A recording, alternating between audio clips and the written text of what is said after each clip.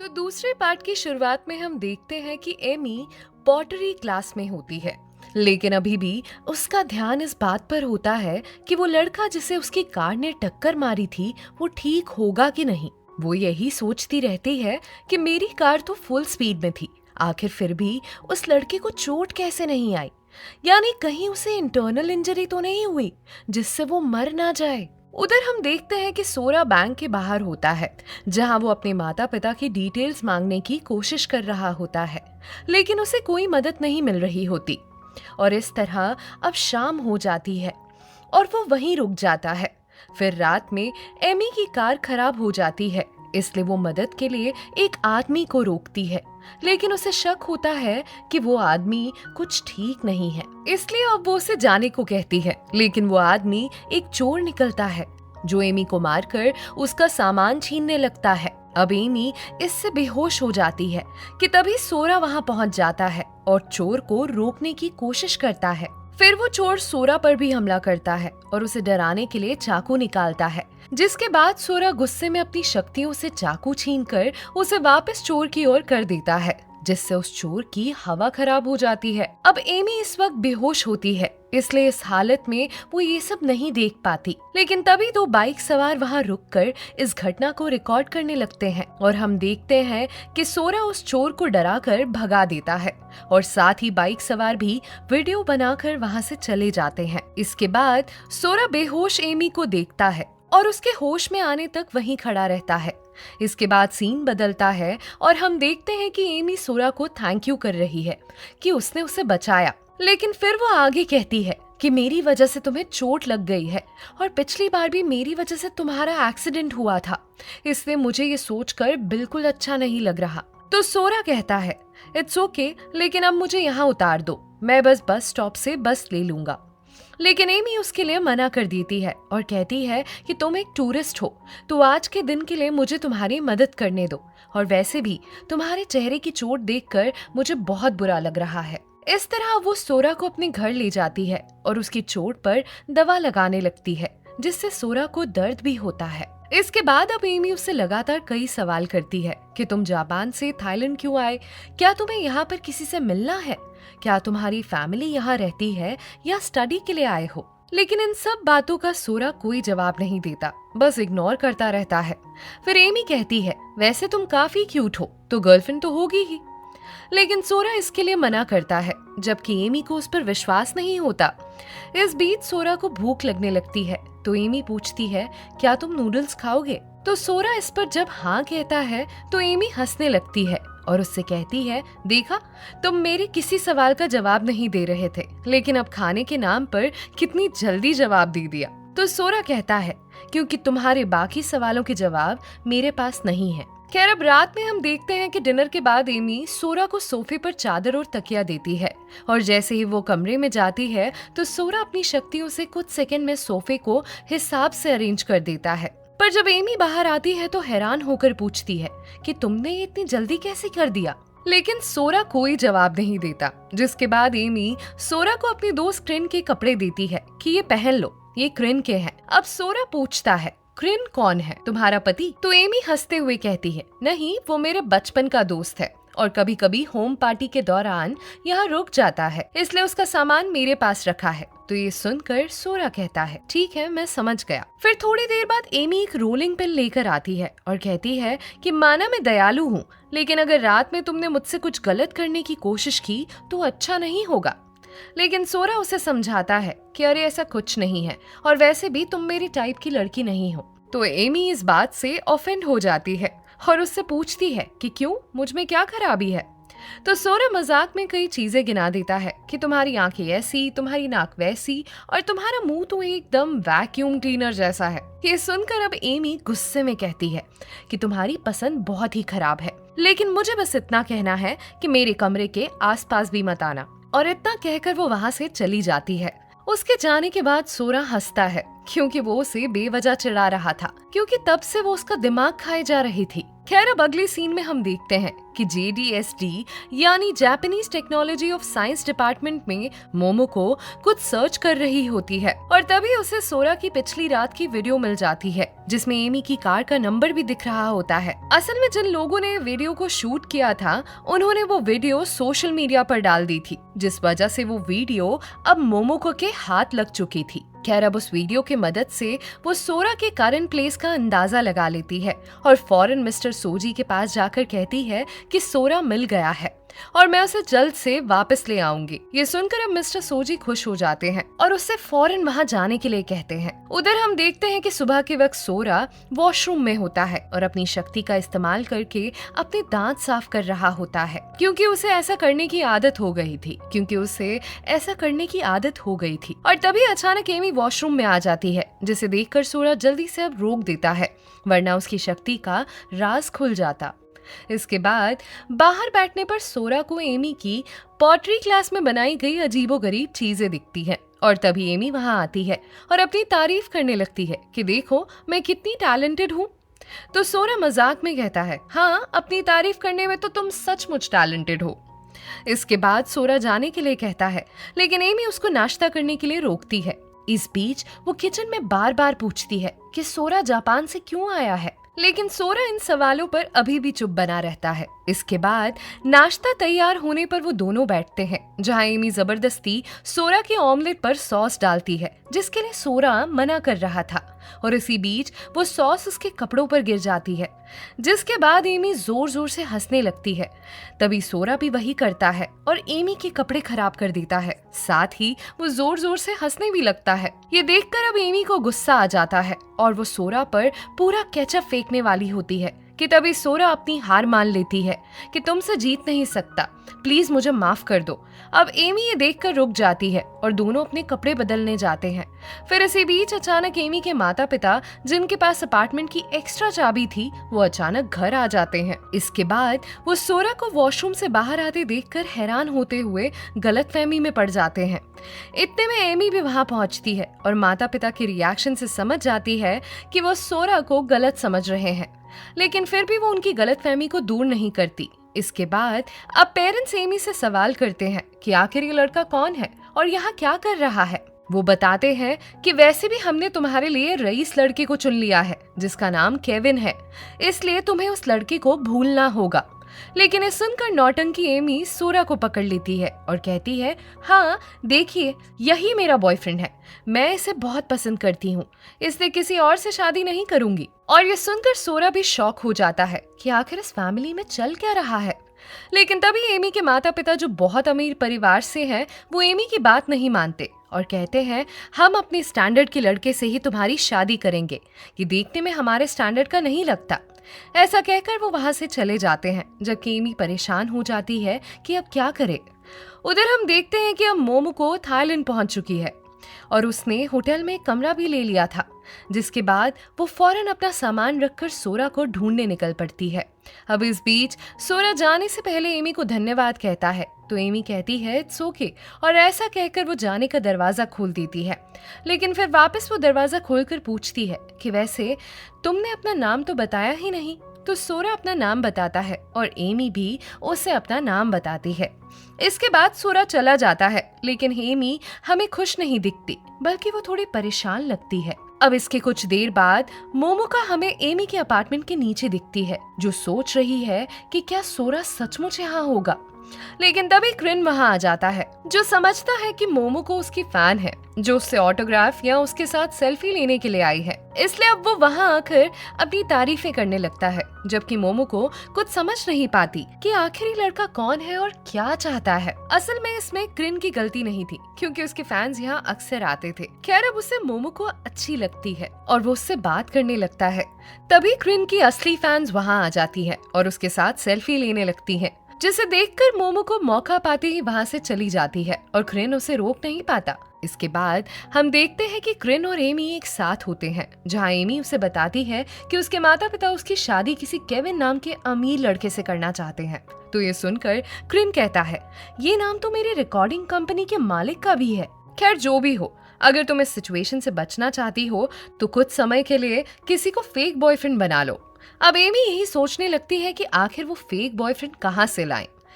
लेकिन तभी हम सोरा को देखते हैं जो अभी भी बैंक के चक्कर लगा रहा होता है, और जब वो वहां से हटकर थोड़ा आगे बढ़ता है तो एमी उसे देख लेती है और खुश होकर उसका नाम पुकारती है। अब सोरा भी एमी को देखकर हैरान रह जाता है कि वो वहां क्या कर रही है। इसके अगले सीन में एमी सोरा को बताती है कि उसे फेक बॉयफ्रेंड की जरूरत है, जिसके बदले में वो सोरा की उस प्रॉब्लम में मदद करेगी जिसके लिए वो जापान से थाईलैंड आया है। इस तरह अब सोरा अपनी प्रॉब्लम कुछ हद तक उसके साथ शेयर करता है, लेकिन वो उसे ये नहीं बताता कि वो बचपन से साइंस डिपार्टमेंट में रहा है और अपने माता पिता से अलग हो गया है। फिर आखिर में एमी कहती है कि ठीक है, मैं तुम्हारी मदद करूंगी और तुम मेरी मदद कर देना। तो इस तरह सोरा ये डील एक्सेप्ट कर लेता है। अब क्रिन उससे पूछता है, वैसे तुम्हारे पास तुम्हारे माता पिता की कोई फोटो है, या क्या तुम उनकी फोटो ड्रॉ कर सकते हो ताकि उन्हें ढूंढने में आसानी हो? तो सोरा कहता है, हाँ मैं ट्राई कर सकता हूँ। इस तरह अब एमी उसे अपना मोबाइल देती है, जिसके बाद सोरा गंभीर होकर पूरे इमोशन के साथ ड्राइंग शुरू करता है। अब क्रिन वो ड्राइंग देखकर हैरान रह जाता है और एमी से कहता है ये लड़का आर्ट में शानदार करियर बना सकता है। लेकिन जब एमी फोटो देखती है तो वो चौंक जाती है, क्योंकि सोरा ने बच्चों जैसी ड्राइंग की थी। इसलिए वो कहती है, ऐसे कैसे तुम्हारे माता पिता को हम ढूंढेंगे? इसके बाद एमी एक ऐप डाउनलोड करती है, सोरा की फोटो क्लिक करती है, और जैसे जैसे सोरा बताता है कि लोग कहते हैं मेरी आंखें पापा पर है, नाक माँ पर है, तो वैसे वैसे एमी उनकी फोटो ड्रॉ करने लगती है जो बिल्कुल सटीक निकलती है। ये देखकर अब सोरा इमोशनल हो जाता है और एमी को थैंक यू कहता है। इसके बाद एमी कहती है कि ठीक है तो चलो अब पूछताछ शुरू करते हैं। लेकिन फिलहाल क्रिन को शूटिंग के लिए जाना होता है, तो वो सोरा को बाय कहता है कि अगर कोई मदद चाहिए तो बताना और फिक्र मत करो, तुम्हारे पेरेंट्स जल्दी ही मिल जाएंगे। अब इसके बाद सोरा जापानी स्टाइल में क्रिन को थैंक यू कहता है और थोड़ा नीचे झुक जाता है, जिसे देखकर क्रिन को थोड़ा अजीब लगता है और वो हाथ जोड़कर कहता है कि ठीक है इतना काफी है, और ऐसा कहकर वो वहाँ से चला जाता है। इसके बाद एमी और सोरा दोनों मिलकर बैंक के बाहर लोगों को फोटो दिखाकर पूछताछ शुरू करते हैं। साथ ही वो उन्हें बाजार में भी ढूंढते हैं, लेकिन किसी ने भी सोरा के माता पिता को नहीं देखा होता है, और इस तरह से आखिर में थक कर वो बैठ जाते हैं। इसके बाद एमी सोरा को पानी देती है और सोरा के पीने के बाद वो खुद भी उसे स्ट्रॉ से पानी पीने लगती है। तो ये देखकर सोरा हैरान होकर कहता है, तुम मेरे स्ट्रॉ से क्यों पानी पी रही हो? तो एमी हंसते हुए कहती है, हाँ तो क्या हुआ? जिस पर सोरा बताता है, लोगों को लगता है मुझे कोई बीमारी है, इसलिए कोई मेरे ग्लास से पानी तक नहीं पीता। तो एमी हंसती है कि कौन सी बीमारी, पागलपन की? उसकी फिक्र मत करो, मैं तुमसे बड़ी पागल हूँ। अब सोरा पहली बार किसी की तरफ से खुद को नॉर्मल समझकर ट्रीट किए जाने पर बहुत ही इमोशनल हो जाता है। खैर अब सोरा और एमी मिलकर सोरा के माता पिता की फोटो को हर जगह चिपका देते हैं, जिसमें उन्होंने अपना नंबर भी लिखा है कि अगर कोई इन्हें जानता है तो संपर्क करे। साथ ही वो लोगों से पूछताछ भी करते हैं, लेकिन फिर भी उन्हें अब तक कोई जानकारी नहीं मिलती। इसके बाद एमी सोरा को अपने घर ले आती है, तो सोरा कहता है, ठीक है मैं तुम्हारे घर में रह लूंगा, लेकिन खाने पीने का खर्च मैं खुद उठाऊंगा क्योंकि मेरे पास कुछ पैसे हैं। अब एमी इसके लिए मान जाती है और उसे अपने कमरे की ओर ले जाने लगती है। तभी सोरा कहता है, क्या मैं तुम्हारा मोबाइल अपने पास रख सकता हूँ ताकि अगर कॉल आए तो मैं अटेंड कर लूं? तो एमी इसके लिए मान जाती है और मोबाइल देकर वहां से चली जाती है। लेकिन सोरा रात भर मोबाइल के सामने बैठा रहता है और सुबह तक उसे एक भी कॉल नहीं आता, जिससे वो उदास हो जाता है। साथ ही जब एमी को ये पता चलता है तो वो भी ये देखकर हैरान हो जाती है कि सोरा ने पूरी रात कॉल का इंतजार किया है। इसके बाद जब एमी पॉटरी क्लास के लिए जा रही होती है तो वो सोरा को साथ चलने को कहती है ताकि घर में बैठे बैठे वो बोर ना हो। और फिर बाहर निकलते ही मोमो को सोरा को देख लेती है और इसे देखकर मन ही मन में खुश हो जाती है कि आखिरकार मैंने तुम्हें ढूंढ ही लिया। इसके बाद जब सोरा और एमी कार से चले जाते हैं तो मोमो को उन्हें फॉलो करने लगती है। फिर पॉटरी क्लास में एमी का मोबाइल बजता है, जिसके बाद सोरा जल्दी से वो कॉल उठाता है, ये सोचकर कि शायद वो कॉल उसके माता पिता के लिए होगी। लेकिन अफसोस वो कॉल एमी के लिए होती है, जिस वजह से वो उदास होकर वहां से बाहर बैठ जाता है और थोड़ा इमोशनल हो जाता है। अब एमी उसे चुप कराने के लिए एक डायनासोर की मूर्ति बनाकर लाती है और कहती है, फिक्र मत करो, हम जल्द तुम्हारे माता पिता को ढूंढ लेंगे, जिससे सोरा थोड़ा रिलैक्स होता है। फिर क्लास के बाद रेस्टोरेंट में एमी सोरा के लिए कई चीजें लाती है, जिन्हें देखकर सोरा खुश होकर पूछता है कि ये सब क्यों लाई हो। तो एमी कहती है, क्योंकि तुम्हें चॉकलेट पसंद है ना, लेकिन मुझे नहीं पता कौन सी, इसलिए सब ले आई। अब सोरा चॉकलेट खाते हुए एमी के साथ खेलने लगता है और दोनों एक दूसरे के चेहरे पर चॉकलेट लगाकर मजे करते हैं। इस बीच दूर से मोमो को सोरा को खुश देखकर खुद भी खुश होती है, लेकिन जब उसे एहसास होता है कि सोरा और एमी का बॉन्ड गहरा होता जा रहा है तो उसे जलन होने लगती है। अब चूंकि मोमो को बचपन से सोरा को पसंद करती थी तो वो उदास होकर वहां से चले जाने लगती है। अब मोमो को शक होता है कि कोई उसका पीछा कर रहा है और तभी साइड में आकर जब क्रिन उसका कंधा छूता है तो वो जोर से उसका हाथ मोड़कर उसे नीचे गिरा देती है और पूछती है, तुम कौन हो? अब क्रिन बताता है, वही सुपरस्टार जिससे तुम मिली थी। तो ये सुनकर मोमो को उसे छोड़ देती है और पूछती है, तुम मुझे क्यों फॉलो कर रहे हो? तो क्रिन कहता है, मैं तो अभी अभी फॉलो कर रहा हूँ और बस तुम्हें रोकने ही वाला था। ये सुनकर मोमो को फिर से उसके हाथ मोड़ देती है, जिस पर क्रिन कहता है, क्या सच में तुम मुझे मारना चाहती हो? मैं तो इसलिए आया था क्योंकि तुम मुझे उदास लग रही थी और अभी भी हो, कोई बात हुई है ना? अब मोमो को ये सुनकर मना करती है कि नहीं, मैं ठीक हूँ और वैसे भी तुम होते कौन हो मेरी फिक्र करने वाले। तो क्रिन कहता है, अभी कुछ नहीं, लेकिन फ्यूचर में तुम्हारा कुछ बन सकता हूँ। इस तरह वो फिर से उसके कंधे पर अपना हाथ रखता है, लेकिन डर से पीछे हटा लेता है कि कहीं मोमो को फिर ना मार दे। इसके बाद मोमो को कहती है कि तुम्हें लगता है कि तुम बहुत हैंडसम हो तो हर कोई तुमसे दोस्ती करना चाहेगा, लेकिन मुझे इन चीजों में कोई इंटरेस्ट नहीं है। तो क्रिन कहता है, कोई बात नहीं, लेकिन तुमने माना तो सही कि मैं हैंडसम हूँ। लेकिन सीरियसली, मैंने बहुत सुंदर लड़कियां देखी हैं, लेकिन तुमसे मिलने के बाद ऐसा लगता है कि हमारे बीच में कोई ना कोई कनेक्शन है, इसलिए शायद मैं तुम्हें वन साइड लव करने लगा हूँ, जैसे पिछले जन्म में हम प्रेमी रहे हो। ये सुनकर मोमो को हंसने लगती है कि तुमने ये बकवास कहाँ से सुनी, ऐसा कुछ नहीं है, और इस तरह वो वहाँ से जाने लगती है। लेकिन तभी क्रिन उसे रोक लेता है क्योंकि सामने एक रिपोर्टर होता है जो उसे ढूंढ रहा था। तभी मोमो को उसे चिढ़ाते हुए कहती है कि एक तरह तो तुम मुझे गर्लफ्रेंड बनाना चाहते हो, लेकिन दूसरी तरफ पब्लिक के सामने रिलेशनशिप बताने से डरते हो, कितने अजीब हो। तो क्रिन कहता है, नहीं, रिपोर्टर्स बात को बड़ा चढ़ाकर पेश करते हैं, इसलिए मैंने ऐसा किया। लेकिन तभी मोमो को रिपोर्टर को आवाज लगाती है कि देखो क्रिन यहाँ है, और ये सुनते ही क्रिन डर कर भाग जाता है और मोमो को हंसने लगती है। लेकिन तभी वो फिर से सोरा की याद आने से उदास हो जाती है। फिर अगली सीन में एमी खुश होकर किसी से फोन पर बात कर रही होती है और फिर वो सोरा को बताती है कि एक बेकरी शॉप वाली का कॉल आया था और उन्होंने तुम्हारे माता पिता को देखा है, इसलिए अगर वो फिर से आएंगे तो वो उन्हें तुरंत बताएंगी।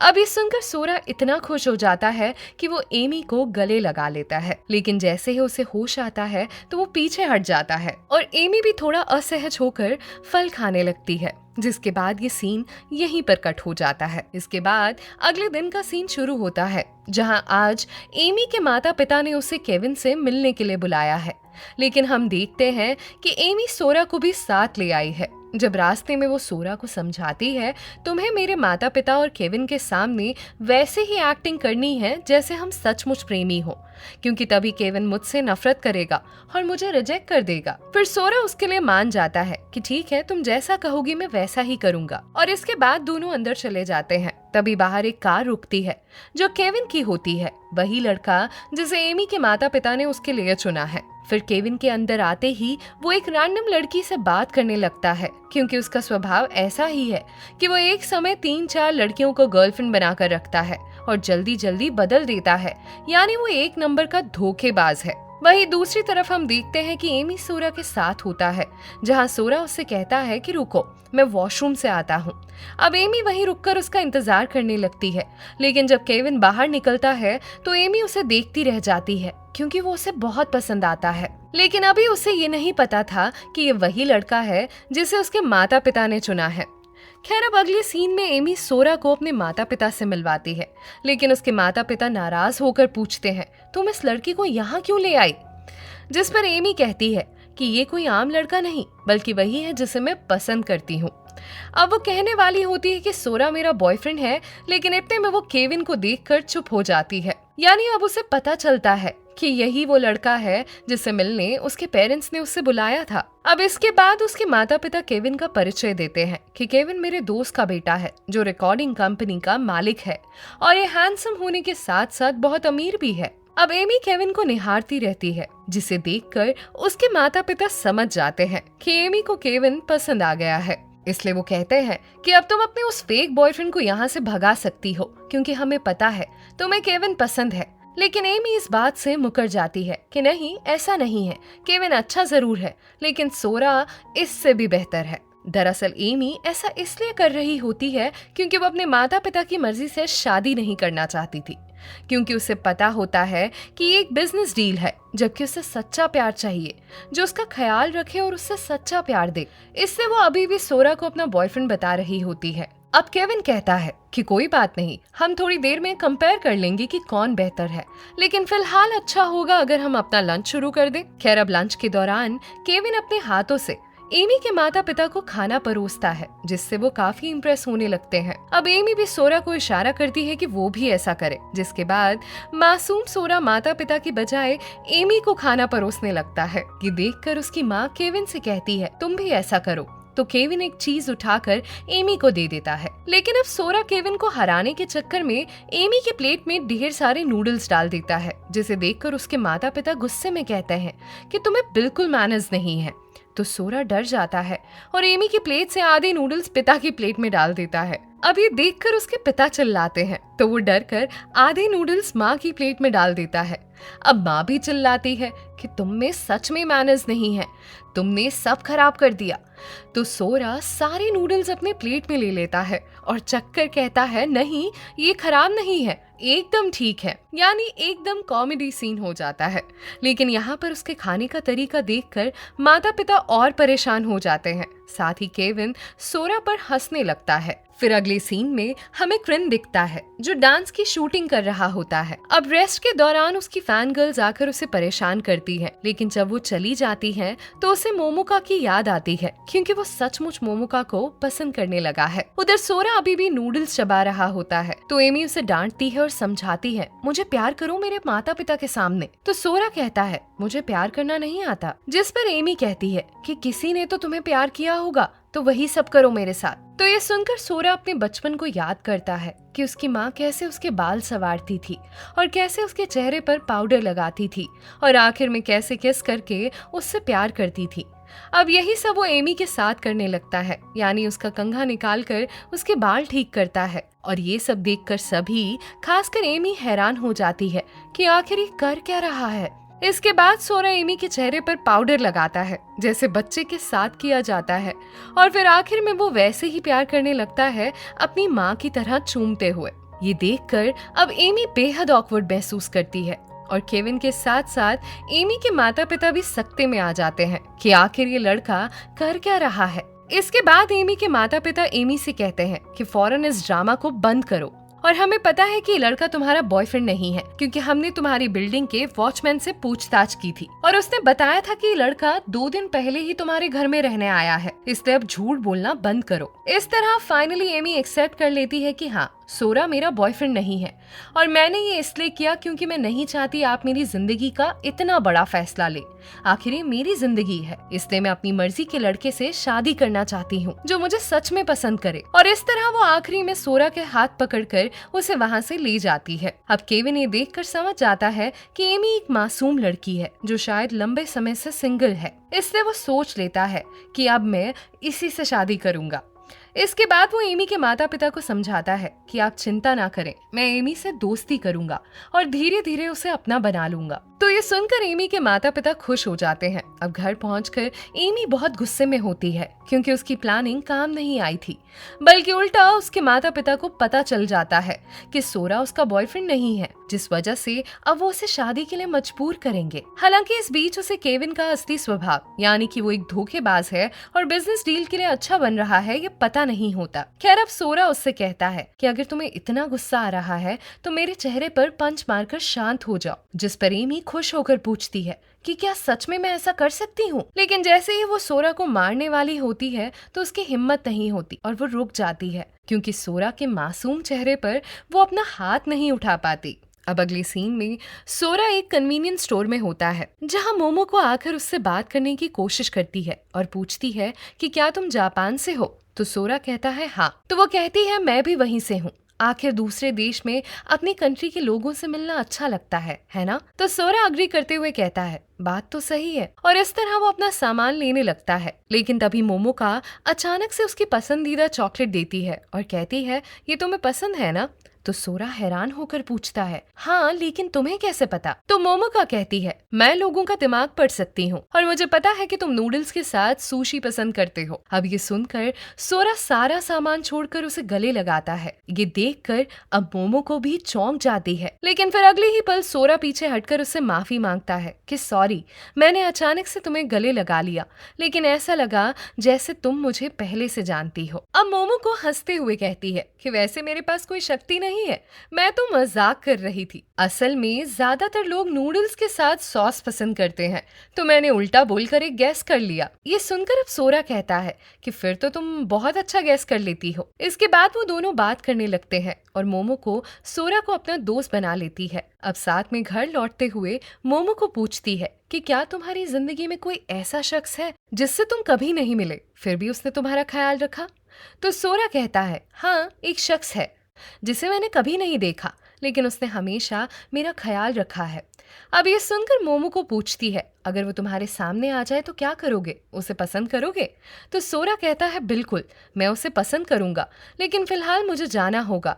और इस तरह वो जल्दी से बाय कहकर वहां से चला जाता है।